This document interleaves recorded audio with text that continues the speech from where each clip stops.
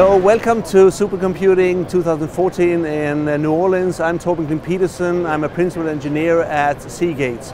So we are very happy to have received the Readers Award for the best HPC storage technology device in the marketplace here. That is for our CS9000, which is currently the fastest storage device using a Lustrify system currently in production on systems. It is based on a component level that delivers up towards 63 gigabytes per second sustained throughput in a Lustrify system. And this is client-based IOR measured file system.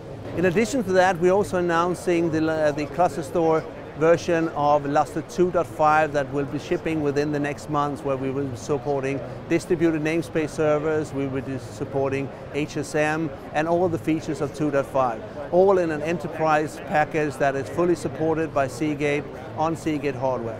Hi, I'm Michael Hord, and I work in product marketing with Seagate.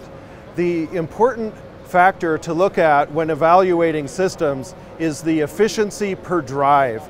This is so important. When you look at the drive metrics, we are measuring about 110 megabytes per second.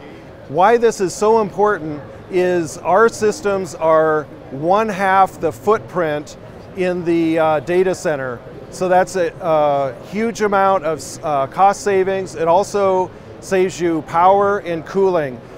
This is so important that some of the large installations, their buildings physically cannot allow more power to be brought into that building. When you look at this, Seagate with ClusterStor, we are the only solution that's able to meet the right performance, meet the requirements for capacity, performance, and throughput. I'm Marley Sondo, the Senior Product Manager for the Hadoop Workflow Accelerator. Today we're going to talk about the Workflow Accelerator, which allows you to skip the copy step from your enterprise data warehouse into HDFS. This new Workflow Accelerator allows you to read data directly from the Lustre file system into Hadoop, skipping the copy step and doubling your workflow speeds. Thank you for joining us here at SC14. See you again next year at SC15 in Austin.